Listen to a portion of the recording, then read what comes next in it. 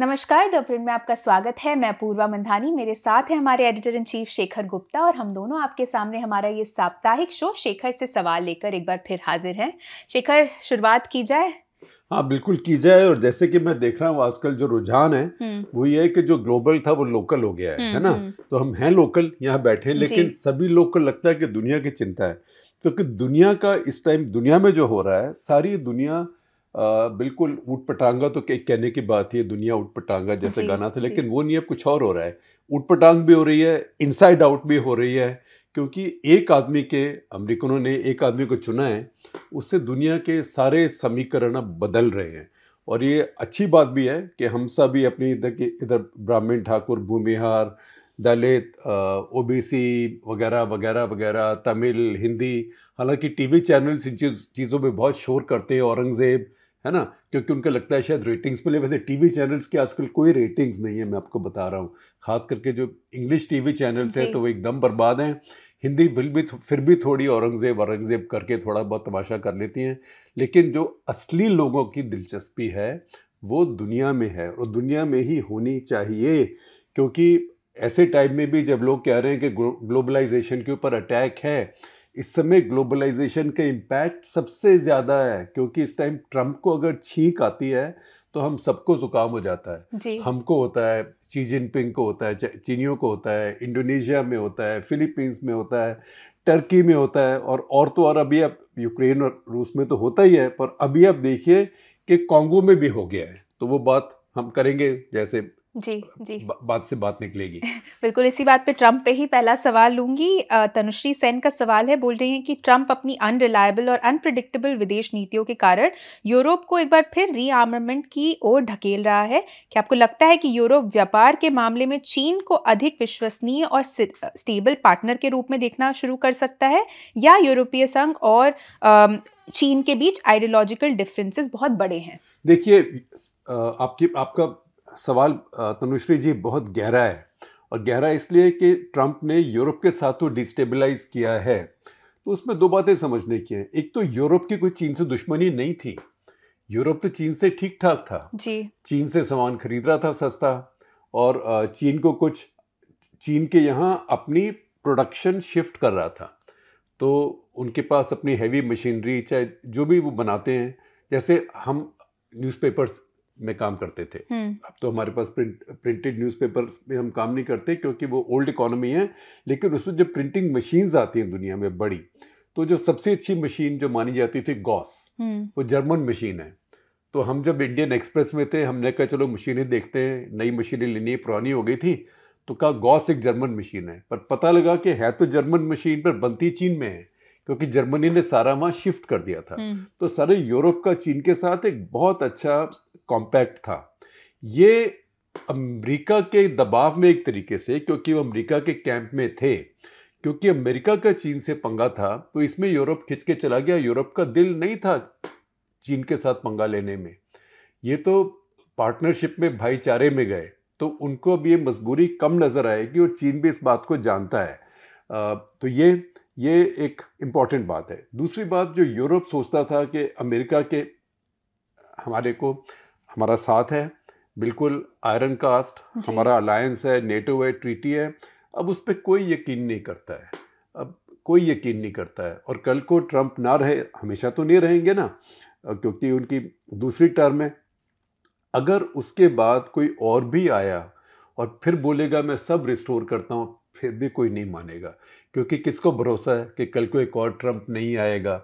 तो ये सब बदल गया है। लेकिन ये सिर्फ यूरोप की बात नहीं है, सारी दुनिया बदल गई है, क्योंकि ट्रंप इस समय कुछ ऐसे बन गए जैसे पुरानी फिल्मों में, हमारी 60 के दशक की फिल्मों में जमींदार होता था, जो सारे आसपास के गांव से लगान वसूल करता था, और जिसने नहीं किया उसका, किसी की बैलगाड़ी चुरा ली, किसी की लड़की उठा ली, किसी का घर जला दिया, या दो को भिड़ा दिया आपस में, फिर कहा कि अगर आपको शांति चाहिए तो मुझे अपना आधा आधा हिस्सा दे दो। तो ट्रंप अब वही कर रहे हैं।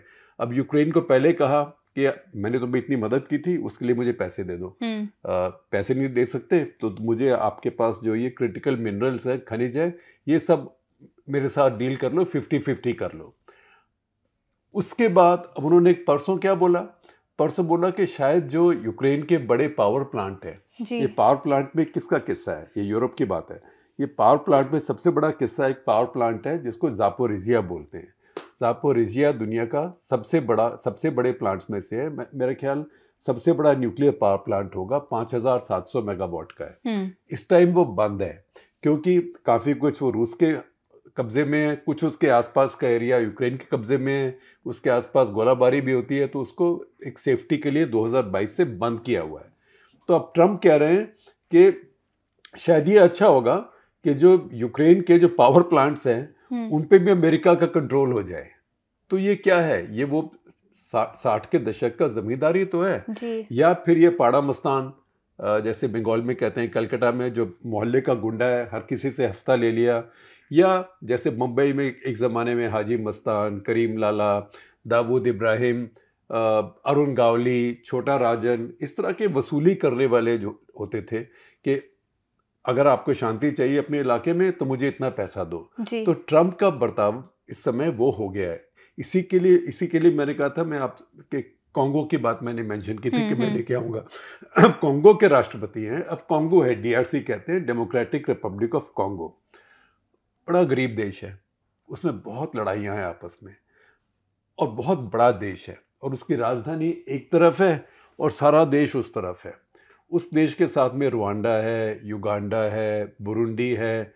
उन्होंने अपने अपने ग्रुप बना के और इनके इंसर्जेंट पकड़ के कॉन्गो में चढ़ाई कर दी है, और चढ़ाई करके जो उनके खनिज के इलाके हैं, उस कॉन्गो के पास लिथियम है, कोबाल्ट है, सोना है।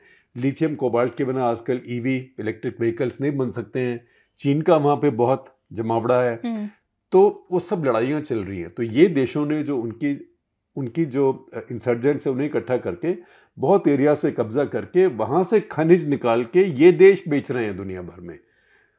तो कॉन्गो के राष्ट्रपति ने कल कहा कि मैं न्योता देता हूँ कि डोनाल्ड ट्रंप आ जाएं और मेरे कुछ खनिज ले लें और मेरे देश में शांति करा दें। तो ये बिल्कुल जो दर्जा है अभी, ये एक दाऊद इब्राहिम, छोटा राजन या कोई शहाबुद्दीन जैसे बिहार में थे जिसको बाहुबली कहते हैं जी। पहले हम अंडरवर्ल्ड डॉन बोलते थे बम्बई वगैरह में, और आजकल हिंदी हार्टलैंड में बाहुबली बोलते हैं। तो ट्रंप इस समय दुनिया के बाहुबली बनने की कोशिश कर रहे हैं और कुछ हद तक इसमें सफल भी हो रहे हैं। तो इसमें यूरोप का परेशान होना तो बहुत ज़रूरी है, लेकिन बाकी देश भी परेशान होंगे, भारत भी परेशान है। और हर देश को ये सोचना है कि मुझे रूस से पंगा लेना ज़रूरी था, मुझे चीन से पंगा लेना ज़रूरी था, क्योंकि ये सब तो आपने अमेरिका के वायदों पे किया जी। और अमेरिका के ट्रस्ट के ऊपर किया। इस समय मैं नहीं मानता कि भारत भी अमेरिका को एक हफ्ता भी ट्रस्ट करेगा। हम मुस्कुरा के उनसे बात करेंगे, सब कुछ जब तक चलता रहेगा, जो आदान प्रदान होगा वो होता रहेगा, लेकिन ये अब किसी के अंदर ये ट्रस्ट नहीं रहा है। वो रहीम जी ने लिखा था, रहीमन धागा प्रेम का मत तोड़ो चटकाए, तोड़े से या ना जुड़े, जुड़े गांठ पड़ जाए। तो अब कल को अमेरिका में कोई और राष्ट्रपति आके अगर इस बात को दोबारा जोड़ता भी है तो इस धागे में अब गांठ पड़ चुकी है। तो ये एक सच्चाई है। यूरोप इस समय बिल्कुल अपना खुद सोचेगा, और यूरोप अच्छा भी है। यूरोप अगर ऑटोनोमस फिर से हो और अपने आप को एक और फोर्स समझे, क्योंकि ये सच्चाई है कि दुनिया में वर्ल्ड वॉर जिसको हम कहते हैं ना, वो वर्ल्ड वॉर होती नहीं है, वो यूरोप की वॉर होती है। पहला विश्व युद्ध, दूसरा विश्व युद्ध जिन्हें कहते हैं, दोनों यूरोप की लड़ाई थी। विश्व युद्ध इसलिए हो गया कि यूरोप के देशों की कॉलोनीज थी, जैसे ब्रिटेन की कॉलोनी हम थे। तो दूसरी वर्ल्ड वॉर में 25 लाख सैनिक भारत से चले गए। भारत में तो भारत, पाकिस्तान, बांग्लादेश तीनों में मिला के अभी 25 लाख सैनिक नहीं है, लेकिन इतनी बड़ी आर्मी हमने रेज करके भेजी। तो ये कॉलोनियल सारे देश को उन्होंने मिला लिया, इसलिए वर्ल्ड वॉर हुई। अभी भी यूरोप में समस्या यही है कि यूरोपियन आपस में नहीं रह पाते हैं, उसकी वजह से सारी दुनिया को खतरा होता है। रूस और यूक्रेन पे तो यूरोप की लड़ाई है जी। तो अब अच्छी बात है कि यूरोप को भी समझ आ गया कि सवारी अपने सामान की खुद जिम्मेवार है। शेखर, अगला सवाल उदीप अग्रवाल का है। बोल रहे यूरोपीय मैन्युफैक्चरिंग में मंदी, अमेरिका के प्रोटेक्शनिस्ट रुख और खुद को आइसोलेट करने और चीन के विकास की राह से भटकने के साथ भारत को अपने मैन्युफैक्चरिंग सेक्टर को बढ़ाने के लिए क्या करना होगा? क्या ऐसे कोई इंडिकेशंस या पॉइंटर्स हैं जो मैन्युफैक्चरिंग के माध्यम से विकास को बढ़ावा देने के लिए मौजूदा सरकार की उत्सुकता को दर्शाते हैं? हम इसलिए पूछ रहे हैं, वो बोल रहे हैं, क्योंकि हमें जीडीपी वृद्धि को बढ़ाने के लिए, जीडीपी को बढ़ाने के अलावा बढ़ती मांग को पूरा करने के लिए मैन्युफैक्चरिंग क्षेत्र में बड़ी संख्या में नौकरियों की आवश्यकता होगी। देखिए, पहली बात तो ये है कि भारत सरकार चाहती है मैन्युफैक्चरिंग बढ़ाए, वो अच्छी बात है, लेकिन जो कुछ उन्होंने अभी तक किया है वो काम नहीं कर रहा है। और उसमें देखिए, डेटा तो अवेलेबल है। जब ये सरकार आई थी करीब 17% जीडीपी का हमारा मैन्युफैक्चरिंग से था, आज करीब 13% है। तो मैन्युफैक्चरिंग कम हुई है। तब उसके अंदर ये सब ड्रामेबाजी है कि पीएलआई डाल दी, मोबाइल फ़ोन बन गए। ठीक है, वो मैं नहीं कहता वो नहीं बने, वो बने हैं, लेकिन जो बड़ी मैन्युफैक्चरिंग होती है जिसमें बहुत नौकरियां आती हैं और जिसमें बहुत टर्नओवर होता है, वो क्या होता है, आपने गारमेंट पार्क बनाया, उसमें एक फैक्ट्री में 50,000 लोग काम कर रहे हैं, जैसे कि कई दिनों से बांग्लादेश में हो रहा है, हालांकि वहाँ पे इस समय उसमें क्राइसिस है जी। या श्रीलंका में हुआ, वियतनाम में हो रहा है। ऐसे सब देश, उसके लिए आपको लेबर लॉज ठीक करनी पड़ती हैं। लेबर लॉ का मतलब क्या है, आपको एक्सपोर्ट का ऑर्डर मिला गारमेंट्स का, तो आपने लेबर इकट्ठी कर ली। जब ऑर्डर ख़त्म हो गया तो फिर तो आप उनको तनख्वाह नहीं देंगे ना, फिर वो घर चले जाएं। हो सकता है कि आपको नया ऑर्डर मिल जाए तो वो चलते रहें। भारत में ऐसा नहीं है। भारत में एक बार रख लिया तो रख लिया, इसलिए कोई इसमें रिस्क लेना नहीं चाहता कि कल को मेरा ऑर्डर ख़त्म हो जाएगा, फिर मैं क्या करूँगा जी। फिर आप यहाँ और कई तरह की मुसीबतें हैं। आप डबल शिफ्ट नहीं करा सकते। आप किसी भी गारमेंट एक्सपोर्टर से पूछिए भारत में कि आप डबल शिफ्ट नहीं करा सकते अपने एम्प्लॉयज़ से, अगर वो करना चाहें तो भी उसका क्या इलाज है। सब हंसते हैं, सब कहते हैं साहब हम नहीं करा सकते डबल शिफ्ट, लेकिन एम्प्लॉयज़ तो सारे डबल शिफ्ट कर रहे हैं, क्योंकि कानून तो ये है ना कि मैं नहीं करा सकता डबल शिफ्ट। लेकिन वही एम्प्लॉय जो है वो साथ वाला जो एक्सपोर्टर है अगली शिफ्ट उसके यहाँ जाके करता है, तो एम्प्लॉय तो 2 शिफ्ट कर रहा है, उसे कमाई ज़्यादा चाहिए जी। मैं नहीं करा सकता।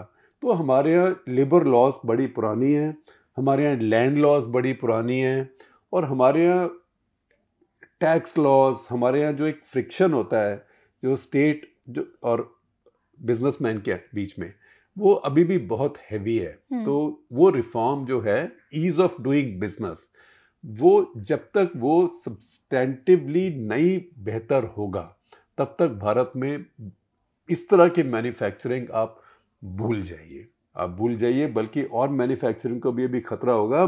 जैसे ट्रंप आपके ऊपर प्रेशर डालेंगे टैरिफ्स के ऊपर। अब ऑटोमोबाइल्स पे अगर आप टैरिफ कम कर दें तो फिर क्या होगा? कल को मान लीजिए BYD की इंडिया में फैक्ट्री आ जाए, तो जो टाटाज हैं, महिंद्राज हैं, जो इस समय EVs बना रहे हैं, उनके लिए बहुत बड़ा खतरा हो जाएगा। तो ये है कि सबको एफिशिएंट बनना पड़ेगा और सबको सोचना पड़ेगा कि हम क्या बेहतर कर सकते हैं।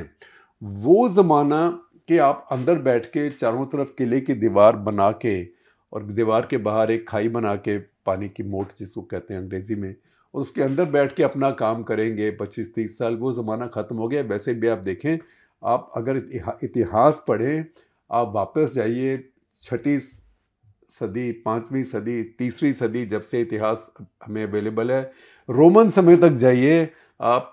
हेलेन ऑफ ट्रॉय, क्लियोपेट्रा, जो पढ़ना है वो पढ़ लीजिए।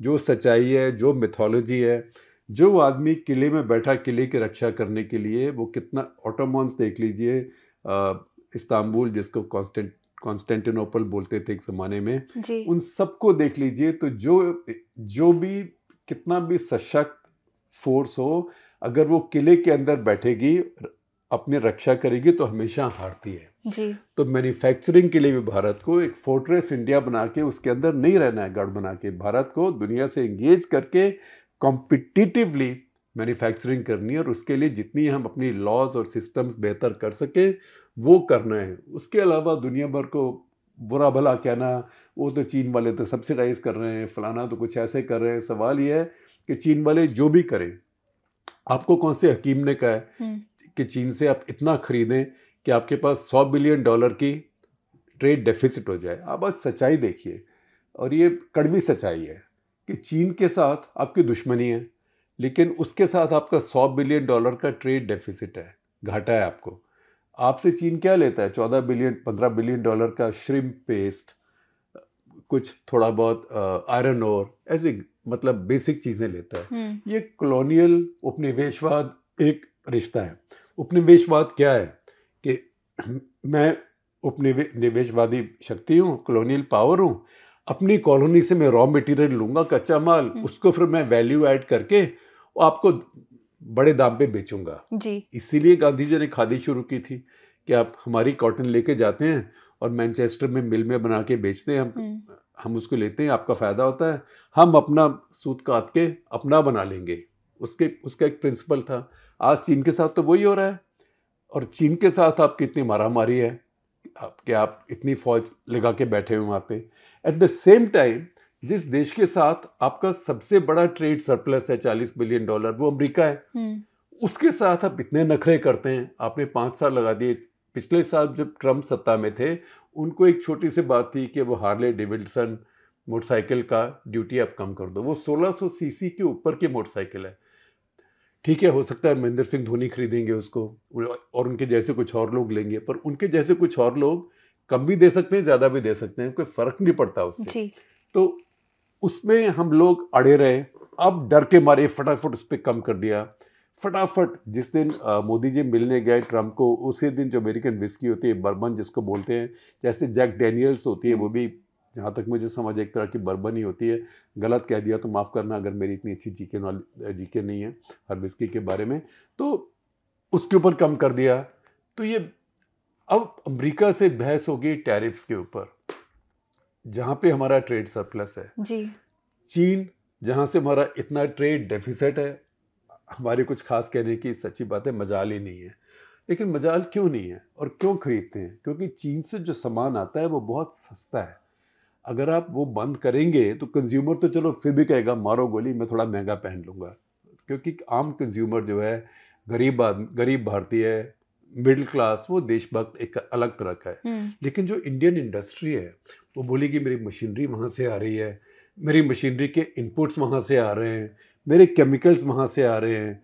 इंडियन फार्मास्यूटिकल्स बोलेगा मेरे जो API है, जो जिससे मैं दवाई बनाता हूँ, आप सब लोग डोलो या क्रोसिन खाते हैं जी। तो उसके अंदर जो बेसिक दवाई है वो चाइना से आती है, क्योंकि चाइना ने APIs में दुनिया को डोमिनेट किया है। अब भारत में कुछ शुरू किया है ऐसा करना, लेकिन ये बड़ी पेचीदा बातें हैं। और मैन्युफैक्चरिंग सिर्फ नारे लगाने से और खड़े होने से कि मैन्युफैक्चरिंग बढ़ा दो हम बढ़ा देंगे, वो नहीं होती है। अगर होती तो पिछले 11 साल में मैन्युफैक्चरिंग हमारी as a percentage of GDP कम नहीं होती। शेखर, अगला सवाल सागर अग्रवाल का, हमारे सब्सक्राइबर हैं, बोल रहे हैं कि हमने जो रोगन, जॉर्डन पीटरसन, लेक्स फ्रीडमैन आदि जैसे बेहद लोकप्रिय पर्सनालिटीज़ के पॉडकास्ट के जरिए US चुनावों पर ऑल्टरनेट मीडिया के प्रभाव को देखा है। उन्होंने मेन स्ट्रीम मीडिया की विश्वसनीयता को चुनौती दी है। उन्होंने ग्लोबलिज्म, फेमिनिज्म, पॉलिटिकल करेक्टनेस और LGBTQ राइट्स पर पारंपरिक धारणाओं को भी चुनौती दी है। आप उनके पर्सपेक्टिव और रीजनिंग के बारे में क्या सोचते हैं? देखिए, वो एक आंधी है। वो एक आंधी है, क्योंकि पब्लिक ओपिनियन में वो एक आंधी है जी। तो उस आंधी को वो बढ़ा भी रहे हैं और उसके साथ जा भी रहे हैं। ये अभी से शुरू नहीं हुए। ये लोग तो जब ट्रम्प पिछली बार थे तब भी थे, लेकिन उसके बाद डेमोक्रेट सत्ता में आए। तो ये जब पोलराइज्ड सिचुएशन होती है तो जैसे यूट्यूबर होते हैं, इस तरह के लोग दूसरी तरफ भी आते हैं। अगर आप भारत में आप देख लें तो आप देखेंगे कि ज्यादा लोग ऐसे लिबरल साइड पे हैं, लेफ्ट साइड पे हैं जी। जो इस तरह से यूट्यूब, क्योंकि जो मेन स्ट्रीम मीडिया होता है वो कई बार, मैं ये नहीं कह रहा जो एस्टेब्लिशमेंट का मतलब होता है वो सरकार नहीं होती। एस्टेब्लिशमेंट का मतलब एस्टेब्लिश्ड नॉर्म्स भी होते हैं। उन्हीं नॉर्म्स के अंदर कोई भी सरकार काम करती है, तो उसमें ये स्पेस एक खुलती है, क्योंकि लगता है कि जो मेन स्ट्रीम मीडिया है वो एस्टेब्लिश्ड नॉर्म्स में काम कर रहा है, चाहे वो प्रो दिस हो या एंटी दैट हो, लेकिन एस्टेब्लिश्ड नॉर्म्स में काम कर रहा है।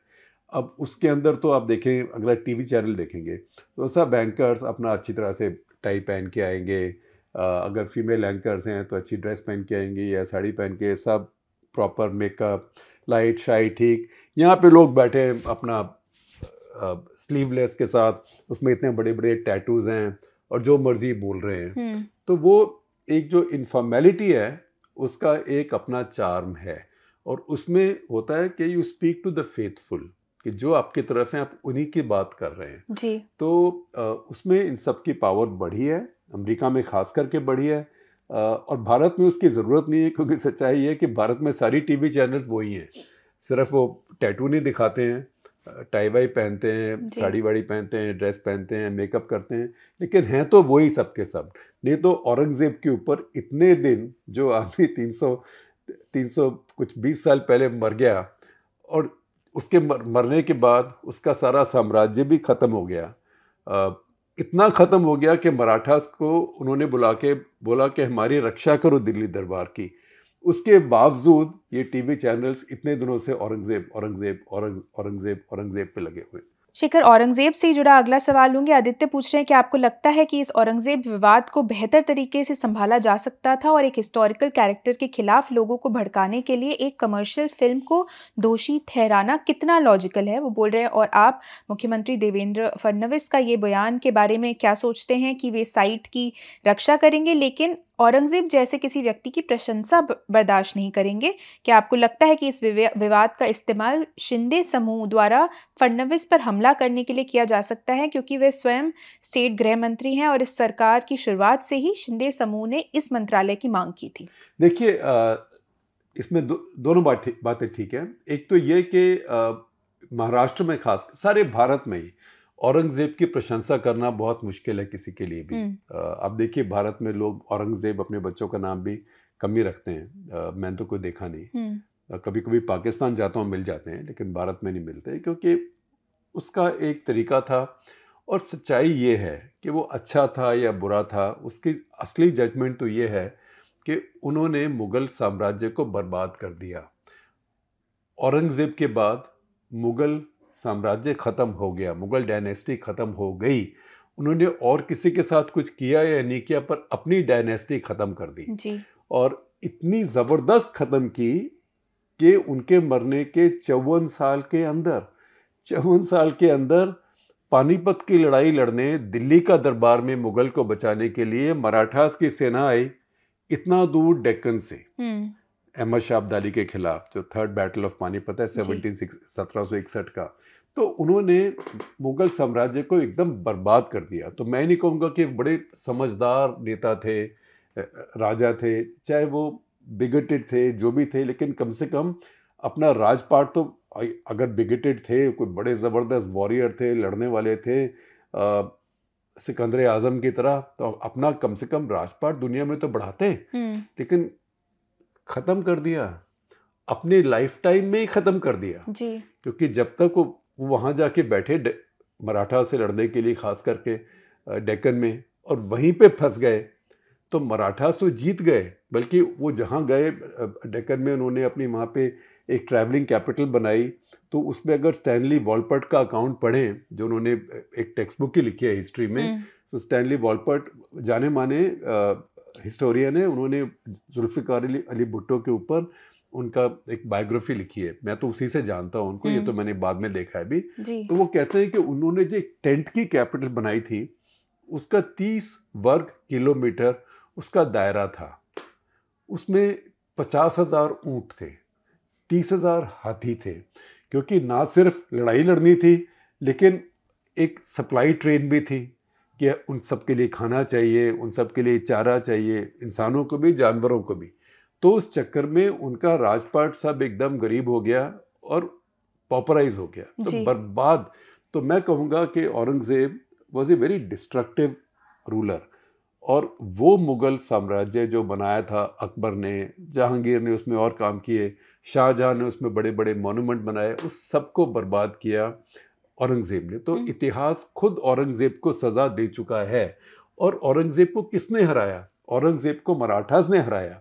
तो जब मराठास ने उसको हरा दिया, तो इस समय विक्टिमहुड मराठास को तो ये क्लेम करना चाहिए कि हमने औरंगज़ेब को ख़त्म किया, लेकिन उसके बावजूद विक्टिमहुड, फिल्म भी है, मैंने ये फिल्म नहीं देखी है, लेकिन जैसे उसके बारे में मैं पढ़ता हूँ तो बहुत विक्टिमहुड और एक इशू को इमोशनलाइज किया गया, और औरंगज़ेब जैसे इंसान को एक नया जन्म दिया गया। पर मुझे लगता नहीं कि बहुत दिन चलेगा ये।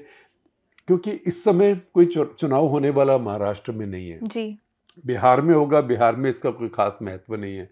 लेकिन फिर ये सवाल आता है कि इस समय शुरू क्यों हुआ? तो एक तो फिल्म आई, उस फिल्म से इमोशन, और दूसरी बात यह है कि ज़रूर इस बार बीजेपी के पास इतने नंबर्स हैं कि वो मेजॉरिटी से अपने आप सिर्फ 12 कम है। तो बीजेपी को अब शिवसेना की इतनी ज़रूरत नहीं है, तो वो जब चाहें शिंदे को छोड़ सकते हैं और छोड़ेंगे भी। आप इस बात को यकीन से कह सकते हैं, छोड़ेंगे भी, क्योंकि बीजेपी को अब तक सिर्फ ये था कि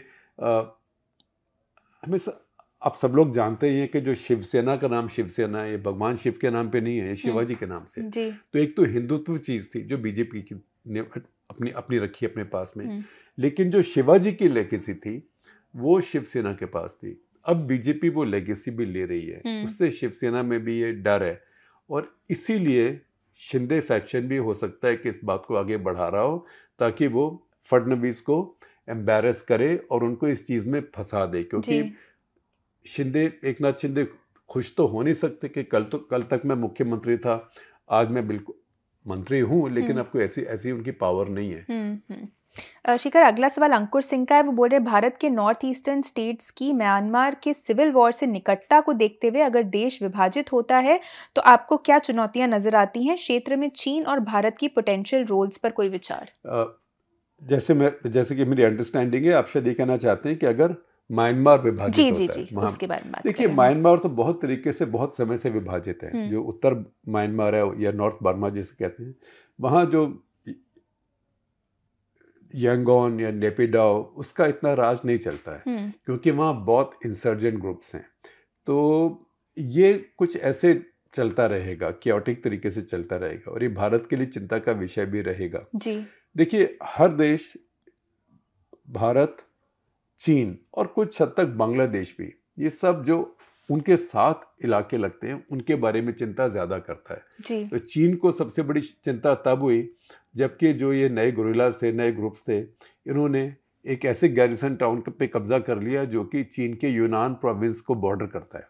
तो चीन को लगा हमारी तरफ ना आ जाए, कम से कम बॉर्डर पे गड़बड़ ना हो जाए, लोग आने जाने शुरू हो जाएं।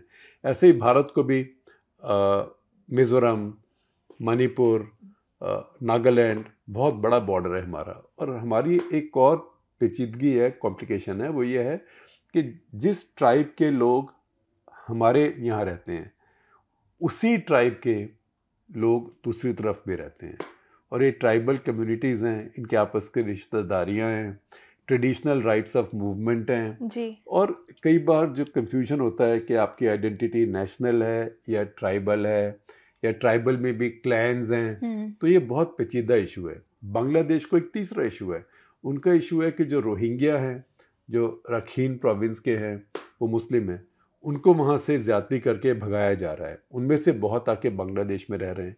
अब कब तक रहेंगे, वापस आने का चांस है कि नहीं, बांग्लादेश उनको देखभाल कर पाएगा कि नहीं, पहले जैसे यूएसए टाइप पैसे मिलते थे उनकी, अब वो भी बंद हो जाएंगे मान लीजिए। तो बांग्लादेश की वो समस्या है कि जब तक वहाँ शांति नहीं होगी तब तक ये लोग वापस नहीं जा सकते। अगर वो वापस नहीं जा सकते तो कब तक वो कैंप्स में बांग्लादेश में रहेंगे, कुछ ना कुछ मौका निकाल के भारत में भी आएंगे। तो जब एक देश में इंस्टेबिलिटी होती है इस तरह की, या एनार्की हो जाती है, या सेंटर ऑफ ग्रेविटी नहीं बचता है, तो उसके पड़ोसियों को बहुत समस्याएं होती हैं। तो चीन उसको अपने तरीके से डील कर रहा है, भारत अपने तरीके से, और मेरे ख्याल बांग्लादेश अपने तरीके से। इस समय सबसे बड़ी समस्या बांग्लादेश को होने वाली है इमीडिएटली। शिखर, अगला सवाल विशाल कुमार यादव का है। वो बोल रहे हैं कि अमेरिका और चीन अभी एआई में आगे जा रहे हैं, भारत कहीं आसपास भी नहीं दिख रहा है। हम आज भी केवल सर्विस इंडस्ट्री पर ही फोकस हैं। हम ना कुछ नया बिल्ड कर रहे हैं कंप्यूटर की दुनिया में, और ना ही ट्रेडिशनल मैन्युफैक्चरिंग ही कुछ खास कर रहे हैं। आखिर हमारे देश में जॉब्स आएंगी कहाँ से? देखिए, सर्विसेज की जॉब्स होती हैं वो ख़राब जॉब्स नहीं होती हैं। आपको जो आपकी स्ट्रेंथ है उसमें काम करना चाहिए। अब ये ज़रूर है कि भारत की जो यूनिवर्सिटीज़ हैं हमने वो बहुत बर्बाद करी है। हमने शुरू से पॉलिटिसाइज़ किया उनको। जो पब्लिक यूनिवर्सिटीज़ हमारी बर्बाद हैं, और जो हमारी प्राइवेट यूनिवर्सिटीज़ बनी वो कुछ वो एक जिसको कहते हैं कि नकल में थोड़ी वोकिज़म में फंस गई। हालांकि नहीं है, वो भी इवॉल्व करेंगी समय के साथ, लेकिन भारत में बेसिक रिसर्च इतनी नहीं हो पाई। क्योंकि देखिए एआई कोई खड़े खड़े ऐसे इंजीनियर नहीं करते हैं, उसके पीछे बहुत बेसिक रिसर्च होती है। लेकिन भारत में बेसिक रिसर्च बहुत पुअर है, और कुछ यूनिवर्सिटीज़ जहाँ होती थी वो फर्दर पॉलिटिसाइज हो गई हैं। ये भारत की कमज़ोरी है। लेकिन ये है कि भारत ने टेक्नोलॉजी में, इंजीनियरिंग में अपनी काफ़ी स्ट्रेंथ बनाई है, चाहे आईआईटीज़ हों, कितने इंजीनियरिंग कॉलेज और हों। उनकी वजह से हमारी सर्विसेज इंडस्ट्री में धाक भी बनी है।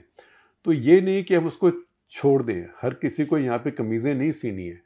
कमीज़ें सीना भी अच्छी बात है जी। लेकिन हर किसी को कमीज़ें नहीं सीनी है। दुनिया को सर्विस इंडस्ट्री की भी ज़रूरत है, तो वो होना चाहिए।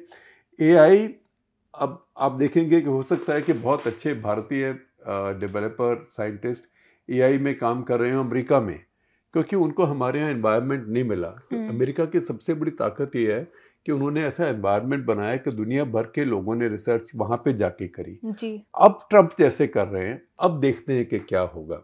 तो उसमें यूरोप एक काउंटर मैग्नेट आएगा, क्योंकि चीन के लिए काउंटर मैग्नेट बनना मुश्किल है, क्योंकि वहाँ भाषा का इशू है। तो भारत से साइंटिस्ट जाके चीन में काम करे, और चीन के आस पड़ोस के देशों पे तो वैसे ही हर तरह के क्लेम्स हैं। तो यूरोप में जाए, यूरोप कम्पीट करेगा, जर्मनी कम्पीट करेगा। अब देखें जर्मनी के 80 यूनिवर्सिटीज़ के ऑफिशियल्स भारत आ रहे हैं, फ्रांस करेगा, ब्रिटेन करेगा। पर यह मौका है भारत को भी अपना जो बेसिक साइंटिफिक एजुकेशन है उससे पॉलिटिक्स को निकाल के उसमें अच्छे प्रोफेसर्स, वाइस चांसलर्स को लाके, कुछ को जो विदेश में भारतीय हैं उनको अट्रैक्ट करके लाके, जो कि चीनियों ने किया, फिर हम बिल्ड कर सकते हैं। लेकिन भारत में इस समय बेसिक रिसर्च बहुत ही मैं कहूँगा बहुत लिमिटेड है। शेखर, आखिरी 2 सवाल लूंगी। अनुभव सक्सेना पूछ रहे हैं कि पाकिस्तान में आंतरिक सुरक्षा के मामले में बिगड़ती स्थिति के पीछे क्या कारण है? क्या ये भारत के लिए फायदेमंद है, या पाकिस्तान में बिगड़ती सुरक्षा स्थिति भारत के लिए भी चिंताजनक है? देखिए, मेरा इसमें विचार ये है कि पाकिस्तान अगर स्टेबल रहे, अपने बीच में खुश रहे, तो भारत के लिए अच्छी बात है। क्योंकि जितना वो परेशान होंगे, जितना उनके यहाँ टेंशन होगी, उनके यहाँ मारपीट होगी, अल्टीमेटली उनका रिएक्शन क्या होता है कि एक तो ये कि इंडिया करा रहा है, और दूसरी बात ये जो उनके जो हुक्मरान हैं वो कोशिश करेंगे कि इसे अगर ध्यान बटाना है तो भारत के साथ कुछ शुरू कर दो। तो क्योंकि डिस्ट्रैक्शन है, तो इंडिया के लिए सबसे अच्छा है कि पाकिस्तान अगर अपने आप में खुश रहे, जो करते हैं करते रहें। लेकिन जो पाकिस्तान में इस समय हो रहा है वो इसलिए भी हो रहा है कि उनकी जो सरकार है उसकी क्रेडिबिलिटी नहीं है। क्योंकि हर किसी को पता है कि फ़ौज ने इमरान खान को हटा के इलेक्शन को रिग करके इस सरकार को बैठाया हुआ है। उस सरकार की कोई औकात नहीं है। जिस आदमी की औकात है वो सामने नहीं है, आसिम मुनीर। उसने ऐसे अमेंडमेंट्स करी हैं लॉ में कि लगता है कि वो पता नहीं कितने साल तक वो चीफ ही चीफ रहेगा। तो क्रेडिबिलिटी नहीं है। और जब ऐसे डिस्टर्बेंसेस होते हैं, आपके यहाँ कोई कम्युनिटी नाराज़ होती है, तो पॉलिटिकली आपको जाके उनसे एंगेज करना पड़ता है जी। और जो पॉलिटिकली एंगेज करता है उसमें क्रेडिबिलिटी होनी चाहिए। पाकिस्तान में इस समय वो नेता नहीं है और वो पाकिस्तान की एक बहुत बड़ी समस्या है। लेकिन पाकिस्तान, लोग ये कहते हैं एकदम टूट जाएगा, टुकड़े हो जाएंगे, मैं नहीं मानता कि वो होगा, क्योंकि पाकिस्तान अभी फेल्ड स्टेट नहीं है। फैशनेबल है, मैंने कहा है पाकिस्तान फेल्ड स्टेट नहीं है। आप में से कई लोग लिखेंगे कि आप कैसे कह सकते हैं, वो फेल्ड स्टेट कुछ और होती है। फेल्ड स्टेट तो दुनिया में कई हैं, लेकिन पाकिस्तान अभी फेल्ड स्टेट नहीं है।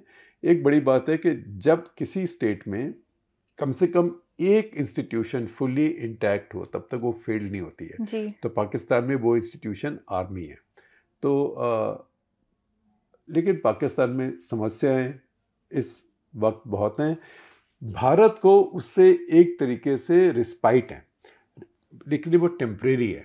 रिस्पाइट ये है कि पाकिस्तान अपने मामलों में उलझा हुआ है जी। तो भारत के पास समय है कि वो अपनी और तरह की तैयारी कर ले, सैनिक तैयारी कर ले। ये नहीं कि पाकिस्तान में हमला करना है, लेकिन क्योंकि अभी चीन से भी खतरा है, तो इस समय में भारत, अगर ये दो फ्रंट खुले होते तो भारत के लिए समस्या ज़्यादा होती। अब आप देखें कितनी फोर्सेस हमने, पूरा स्ट्राइक कोर हमने जो पाकिस्तान को डेडिकेटेड था उसको अब ईस्टर्न लद्दाख में लगा दिया है। तो वो सब हमें इसीलिए एक स्पेस मिली है क्योंकि पाकिस्तान की अपनी समस्याएं बहुत हैं। शिखर, आखिरी सवाल आजकल होंगे। अर्जुन मलिक पूछ रहे हैं, अगर आईपीएल वाकई एक ग्लोबल लीग है तो क्या इसे 4 विदेशी खिलाड़ियों के नियम को खत्म नहीं करना चाहिए? एक ग्लोबल लीग को प्योर डिमांड एंड सप्लाई के आधार पर संचालित होना चाहिए, न कि आर्टिफिशियल रिस्ट्रिक्शंस के आधार पर। भारतीय क्रिकेट बिना किसी बाधा के प्रतिस्पर्धा करने के लिए मजबूत है। क्या रीथिंक करने का समय आ गया है? नहीं, देखिए, चार एक अच्छा रूल है, क्योंकि आपके लोग भी देखने नहीं आएंगे अगर दोनों तरफ से सारे खेलने वाले विदेशी हो जाएं, क्योंकि आपकी लीग में भी असली स्टार तो आपके अपने होते हैं। और दूसरा, ये इंडियन प्रीमियर लीग है, आईपीएल है, तो इंडियन बीसीसीआई का है, तो इसमें भारतीयों को प्रीएमिनेंस मिलना चाहिए। लेकिन 4 की आदमी आना, फिर एक इम्पैक्ट सब्स्टिट्यूट वगैरह, मैं कहूँगा ये अच्छा फॉर्मेट है। ये अच्छा फॉर्मेट है, बल्कि हमें ये चाहिए कि जैसे हमारे यहाँ रणजी ट्रॉफी है जी, उसमें विदेशी खिलाड़ी और आए, और हमारे खिलाड़ी भी जैसे जैसे उनको काउंटी क्रिकेट में जाना अलाउड है, तो कुछ हमारे खिलाड़ियों को विदेशी वाइट बॉल लीग्स में भी अलाउ होना चाहिए। हम अलाउ नहीं करते हैं, जैसे बिग बैश होता है ऑस्ट्रेलिया में, उनमें हम लोग अलाउ नहीं करते हैं, तो वो भी करना चाहिए। भारतीय क्रिकेट को और इंटरनेशनलाइज होना चाहिए, क्योंकि दुनिया में क्रिकेट की राजधानी अब भारत ही है। राजधानी भी है वो, उसका रिजर्व बैंक भी है वो, और नोट छापने की मशीन भी है वो, और उसी में लोग देखने आते हैं। इसलिए सब कोई चाहते हैं कि इंडिया के साथ उनका खेल हो। जी, चलिए, इसी बात पे हमारा आज का एपिसोड यहीं खत्म होता है। आशा करती हूँ आपको एपिसोड पसंद आया होगा। हमसे जुड़ने के लिए आप सभी का बहुत बहुत धन्यवाद।